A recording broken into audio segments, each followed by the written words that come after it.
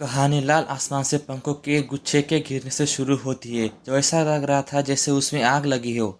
फिर एक बहुत ही अजीब कौवा उस सारी गंदगी के बीच कुछ खाता हुआ दिखाई देता है।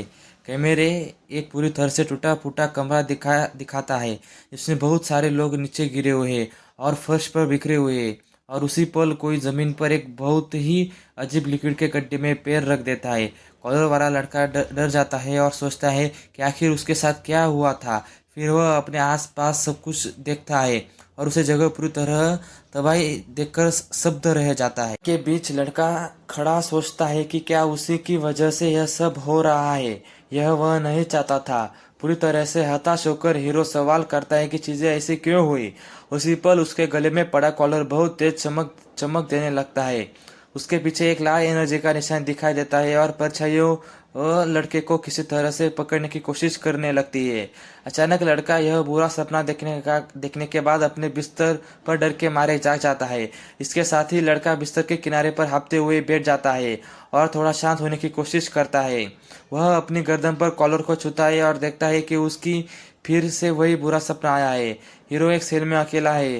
तभी सिस्टम बताता है कि एक इंस्ट्रक्टर अभी अभी आया है। रोबोट की आवाज़ से उसे बहुत सीरियस बातचीत के लिए तैयार होने के लिए कहती है। तुरंत दरवाज़ा खुलता है और एक आदमी अंदर आता है और चेतावनी देता है कि आमतौर पर होने वाले खतरों से छुटकारा पा लेते हैं। शीशे पर विजिटर के साथ वह कहता है कि हर किसी में इस सिचुएशन के लिए सब्र नहीं है। चश्मा वाला लड़का मुस्कुराता है और कहता है कि कोऑपरेट करने से भविष्य में बहुत सारी परेशानियों से बचा जा सकेगा। बहुत कंफ्यूज होकर लड़का सिर्फ एक खास काबिलियत होने के बारे में बात दोहरा सकता है। वह यह याद करके परेशान हो जाता है कि उसे ले जाया गया और उसके अपने पावर के बारे में जाने बिना ही बंद कर दिया गया। लेकिन इंस्ट्रक्टर कहता है कि टेस्ट में गलतियां नहीं होती और उसके अंदर एक बहुत खतरनाक ताकत है। फिर वह आदमी बैठ जाता है और कहता है कि उसने पिछले कुछ दिन से उस लड़के के पास्ट को देखने में बिताए। उसे पता चला कि अनाथालय में लड़का खुद को कागज में लपेट लेता था और दूसरे उसे मॉन्स्टर कहते थे। और उसके अलावा लड़के को कंप्यूटर रूम में जाना बहुत पसंद था, ताकि वह चुपके से गेम खेल सके। अपना चश्मा ठीक करते विजिटर पूछता है कि क्या ये अजीब कहानियां सच में है। और फिर वह आदमी सवाल करता है कि क्या हीरो आखिरकार जानना चाहता है कि उसकी स्पेशल एबिलिटी का क्या है। फंसा हुआ लड़का बेचैनी से खड़ा होता है और उस जगह से बाहर निकलने की मांग करता है ताकि वे बात कर सके। इस पर विजिटर शीशे के पास जाता है और बहुत ठंडा और बहुत ज़्यादा हिसाब किताब वाला चेहरा बनाने रखता है। वह बताता है कि टेस्ट गेम्स के जरिए असलियत को बदलने की बहुत बड़ी पावर दिखाते हैं। लड़का सुनता है कि यह एनर्जी उसे इस फोर्स का इस्तेमाल करना सिखाने के लिए एक तरह का स्टेज बना सकती है। बहुत गुस्से में लड़का पूछता है कि क्या वह आदमी सिर्फ खुद से बात करने के लिए बना रोबोट है।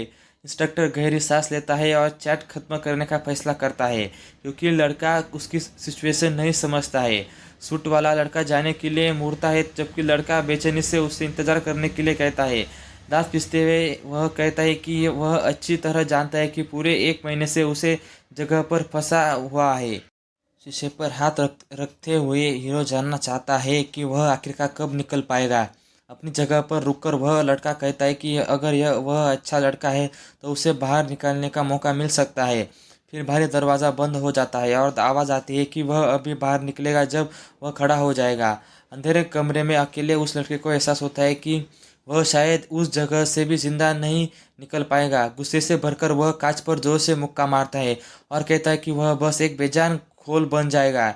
इस पर दीवार टूट जाती है और एक तेज रोशनी निकलती है और उससे प्लेयर बताने वाला एक मैसेज आता है। उसके आसपास की जगह पूरी तरह से टूट जाती है और हवा में तैरने वाले कई चमत्कार छोटे टुकड़े बन जाते हैं।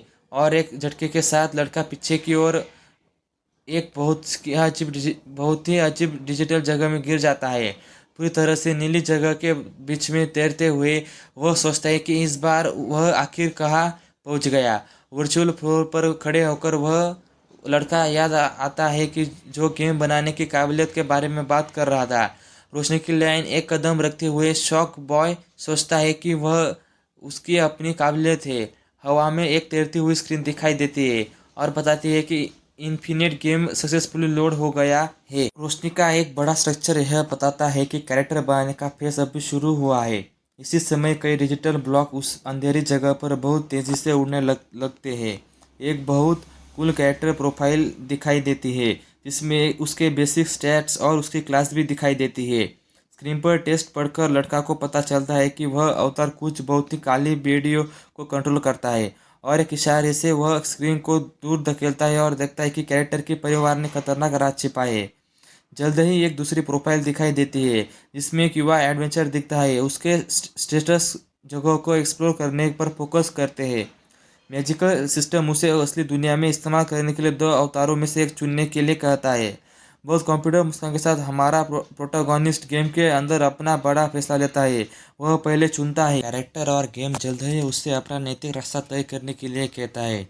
लड़का जब से न्यूट्रल रास्ता चुनता है और सिस्टम उसके लिए यह नया कैरेक्टर बनाना शुरू कर देता है। वह देखता है कि मैप असलियत की कॉपी है और अवतार का इस्तेमाल करके यह पता लगाने का प्लान बनाता है कि उसे कौन ले गया, और बहुत पक्के इरादे से वह जानता है कि यह ज़बरदस्त काबिलियत भागने की चाबी होगी।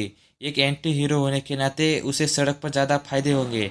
और फिर काउंटडाउन शुरू होता है। आखिर में अंधेरे में रोशनी की एक तेज किरण उसके शानदार नए सफ़र की शुरुआत को दिखाती है। तभी एक चमकता हुआ रास्ता जगह में से गुजरता है, जो दूसरे की जगह ट्रांसफ़र की शुरुआत को दिखाता है।